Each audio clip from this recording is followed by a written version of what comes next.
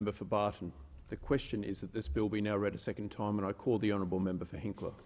Well, thank you very much, Mr Deputy Speaker. And firstly, can I just say that I've got great disappointment in the loss of the Labor Party's bipartisan support on this very, very important program, one which is clearly difficult to implement. It is a tough policy. I've admitted that publicly many, many times.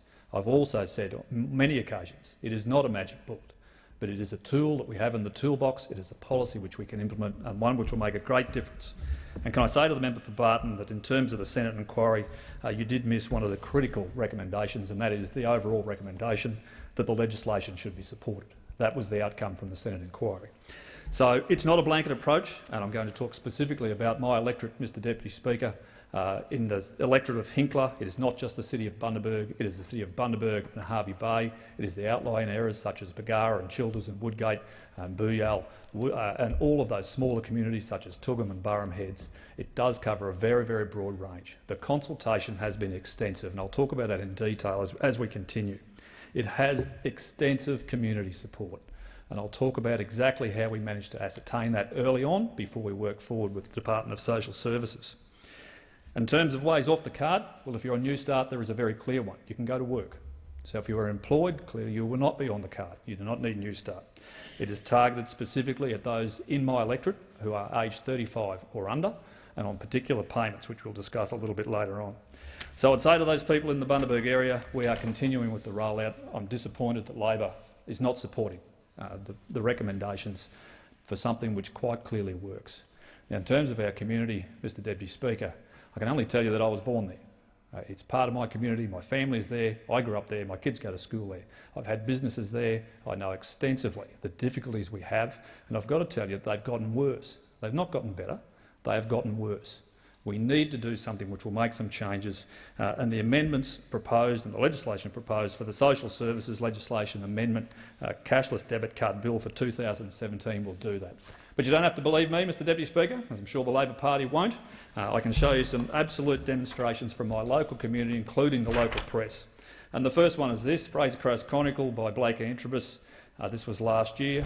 $5 million a month on pokies just in the Fraser Coast lost. That is without Bundaberg. Almost another $5 million.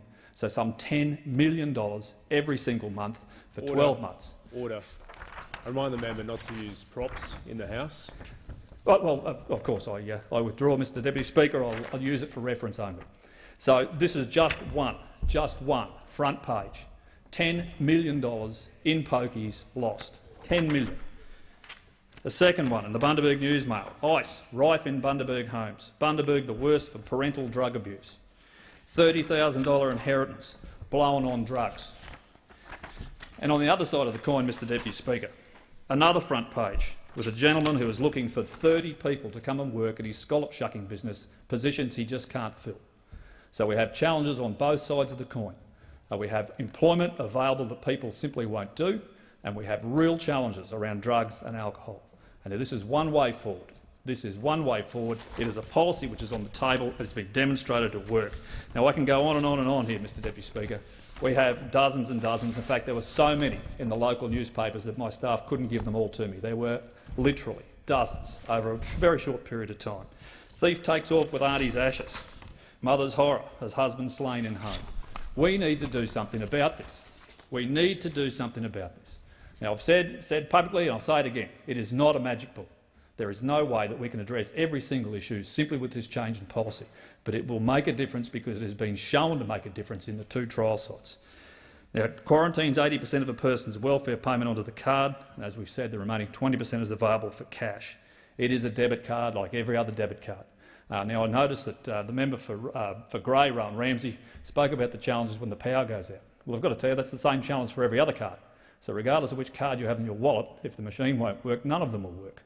This is quite simply something which people use regularly. In fact, if you're under the age of 35, I'd suggest nearly everything goes onto your debit card. Very, very few of them carry cash.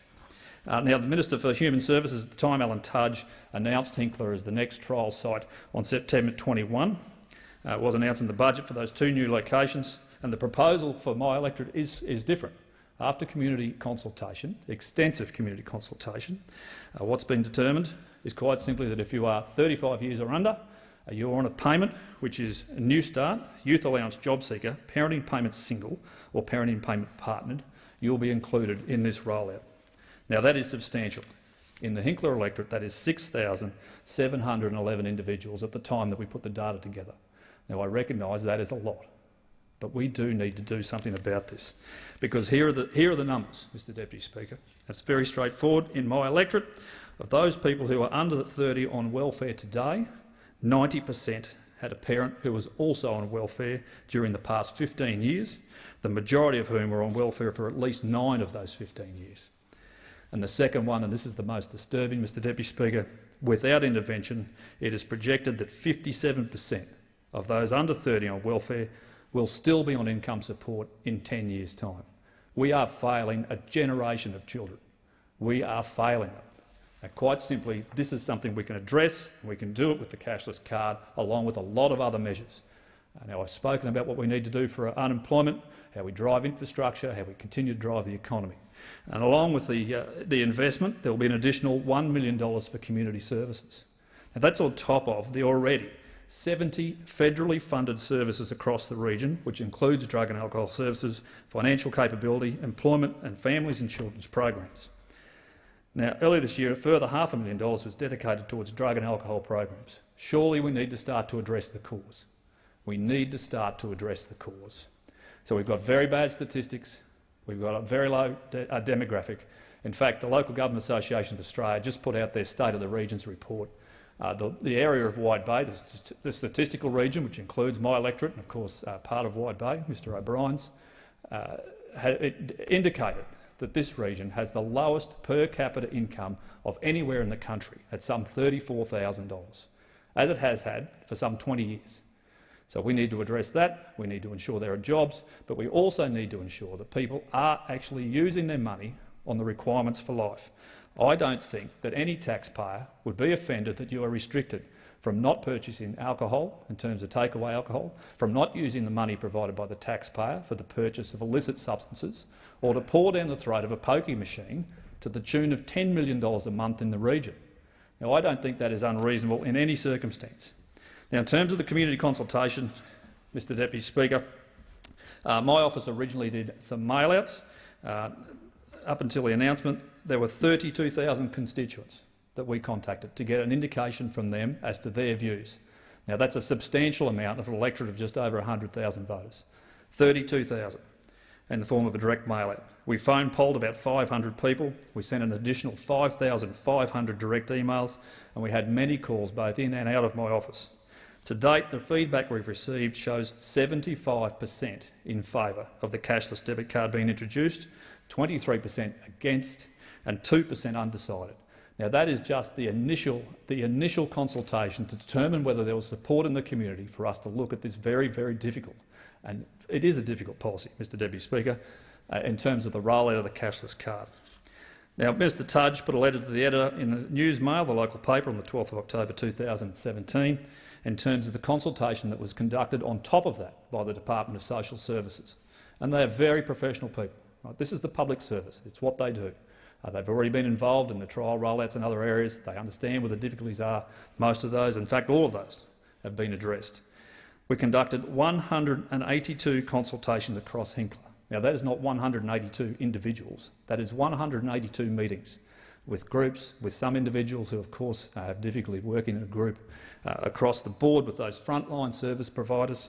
And importantly, 55 of those consultations were local service providers, those on the front line with disadvantaged families.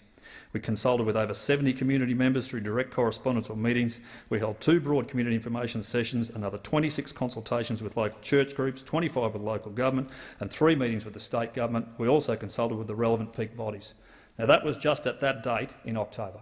They continue to work, they continue to push forward, talking to people who are affected and ensuring that this will be functional. It will roll out correctly with as little difficulty as absolutely possible. Because this is about one thing. It is about ensuring better outcomes for our community. And in particular, not just the individuals, but the children who are affected. Because one thing I have to say, Mr Deputy Speaker, what shocked me was what's come out of this community consultation. The fact was, in my view, I thought, OK, Perhaps it'll be an age demographic, those on New Start. But what came back, particularly from those frontline service providers, is we must include parenting payment because the people who are being affected the most are children. Now, we've had the local Labor state member, the former Labor state member, come out and absolutely decry that, right, that we don't have a problem.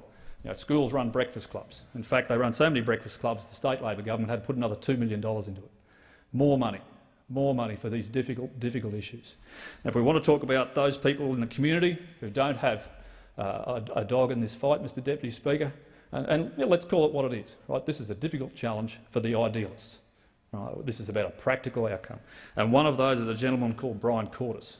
Now, Mr Cortis is the former federal member for Hinkler, the former Labor member for Hinkler, a very well-known former member of the Labor Party, and he is 100% supportive. And if I ask the rhetorical question, Mr Deputy Speaker, why is he so supportive? Because he knows what is happening to our kids in our community. And I can tell you that he is so supportive. He has written letters, he has spoken publicly, he's done media, he's been on TV and radio and all of those things because he is concerned about his community and exactly what is going on, and he thinks this will help, and I agree with him. I agree with him. Now, I'm just a local member. I've worked there, I've lived there, but I don't deal on a day-to-day basis like our frontline community services. I'll be taking their advice, and their advice is that this will make a real difference. This will make a real difference. Now, I know that the member for Grey spoke about the ORMA report, and I'm not going to buy into too much of that. I'll leave that as stated. But what we do know is that we have support from those people who are not idealists. Now, I spoke about the gambling issue previously and the amount of money that's been spent, and I would like to make special mention of the Deputy Mayor, George Seymour, in Hervey Bay. Now, I know George. I get on with George quite well. He is an intelligent, passionate man who's concerned about his community.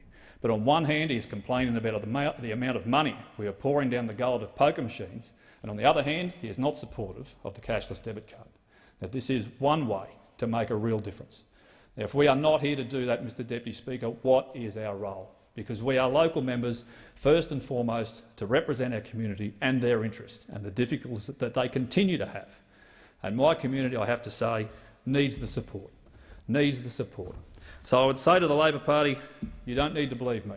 You can believe our local newspapers. You can believe the former federal Labor member for Hinkler, Brian Cortis.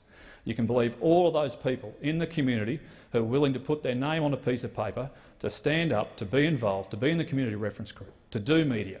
And they have been absolutely pilloried. Those people on social media who have been basically giving them a very hard time. All of the threats, and I know every member of Parliament gets threats. Right? We all do. That is just part of the territory. But these are people who have basically been out serving our community for years.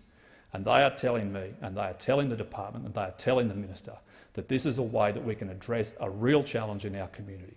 So I would say to the Labor Party once again, please reconsider. Please reconsider. Because it is not your community which is being affected. It is ours, and they are supportive. They are absolutely supportive. Now, I agree there are people out there who are idealistically opposed, Mr Deputy Speaker, and that is their right. This is a democratic country. They are entitled to protest. They are entitled to start their protest groups. But the overwhelming majority of the support in the community is for the cashless card, more than 70%. In fact, I've never seen a policy of government on either side supported as strongly as this. It has been quite incredible. I get stopped on the street. I get pulled up by people to say, please do not give up on this. It is something that we need to do. And I see them out there every single day. We take phone calls into my office constantly saying we've got to do this. It is necessary. So once again, can I just implore those opposite, please reconsider. We've spoken about the Senate inquiry. Their results were clear. They support the rollout of the cashless card in the additional areas. It is funded, it is in the budget, it is ready to go. There is an opportunity here to make a difference in a community which needs the help. We have an unemployment rate of around 9%. We have a youth unemployment rate of around 23%. And in fact, the adjusted unemployment rate, the one used by the Local Government Association, if you remove those on a disability pension, for example, is over 16%, the worst in the country.